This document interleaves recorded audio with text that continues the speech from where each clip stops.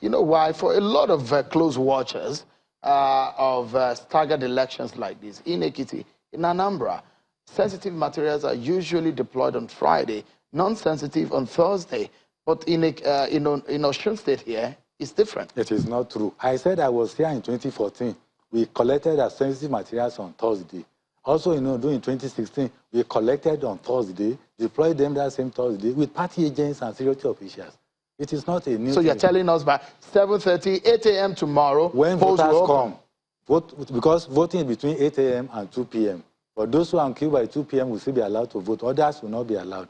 Between 8 a.m., by the time voters come tomorrow, in fact, by 7:30 we'll be there, but voting will not begin until 8 o'clock. Are you confident, Mr. Uwako, about INEC's preparedness in terms of logistics? Because the concerns that I've raised as concern of close election watchers, what are your concerns? I think there are always concerns with elections, and we are concerned.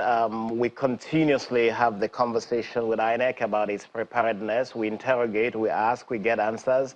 And I must say that the Resident Electoral Commissioner in the state is one of the most experienced.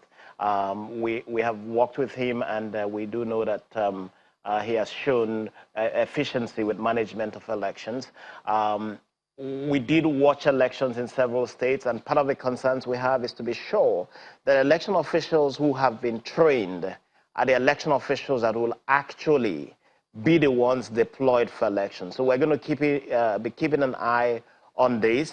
Yes, we did raise concern about the deployment of sensitive materials in the conversations in Situation Room today.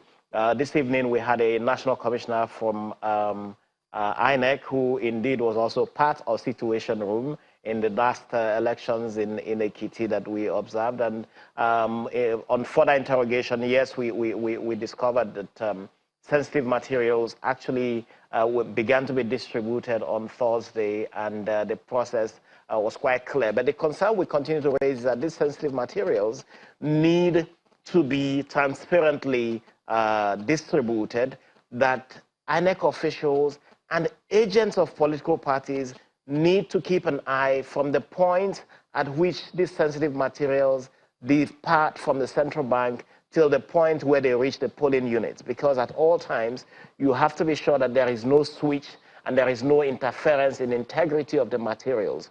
So we continue to encourage political parties not to leave this sensitive aspect of elections just to the security agencies and INEC to manage. They should be there. Serious political parties running elections should have their agents present at all stages of elections. This is what guarantees the process. But beyond that, and I'm sure we can talk about it as well, the whole issue of transmission of results becomes also really important. And there are aspects of it that we are now asking questions about, and we really would like to see greater transparency and openness on this. Let's ask Mr. Agbaje, in terms of the electronic transmission of result.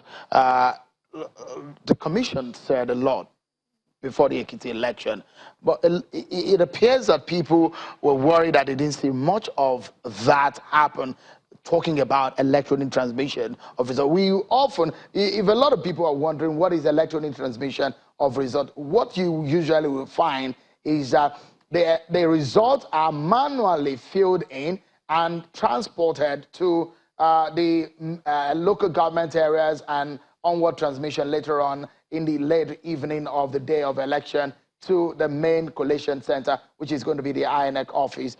But this time around, INEC is saying that they will have those results electronically transmitted to a portal where INEC can monitor the result. So even before the manual result gets to INEC, the INEC already has a result. But how much of that has been done? Those are the questions on the lips of a lot of Nigerians. How much of this are you going to do here in Osun State? The Commission has already committed itself to Nigerians, and we are not going to renege, because right from the polling units, when we finish the polling, and then they do the calculation, that is after the sorting and the counting of ballots, everything is going to be put inside the smart card reader, and this will also transmit it to the central server. Is it the smart card reader that will transmit it, the result? At the polling unit, the smart card reader will do it, but by the time we get to the collation center, we have electronic officer, technical officers who are going to also deploy their gadgets to be able to transmit it to Abuja headquarters. Clarify this, because the thinking is that the smart card readers passes you, it verifies you as a voter. It also has support. In fact, by the time is it the new ones that you have, or the one that you were used in 2015? Is it the same thing? These are the hand smart cards, and by the time you even get to the collation center, the first thing that the collation officer will ask you, where is the smart card reader? Because everything that transpired at the polling unit already inside. Everything is already inside the smart card reader. Does it digitally get transmitted before it's been transported? Is it on, right from there, immediately? Immediately, it transmits it to the when a voter is voting, and after the voting, they finish the calculation, when they impute it, the results have been tabulated on party basis. The results will now be transmitted to the headquarters center. That's interesting. There's one area that you said you're going to be piloting, and I'm going to show this to our viewers wherever you may be watching. This is one of the experiments INEC says that it will pilot for tomorrow. This is for people living with disabilities.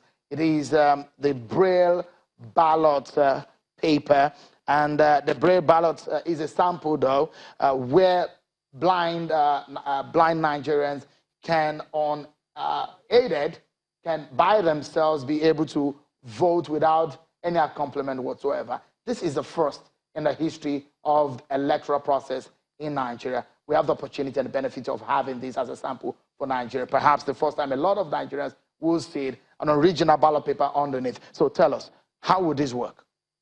Well, this was launched about 3 days ago at our headquarters here in Abuja.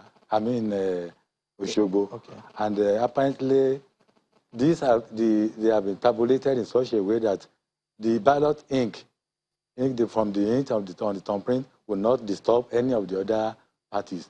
And by the time they move their hands on this, there's something has been, like chip, already embedded that will enable the visually impaired to know from thumbprinting and from going through to see the signs and then see the symbol of the party that he or she wants, and then can thumbprint in any of these holes already here without getting to any of the other holes and without impairing the ballot paper.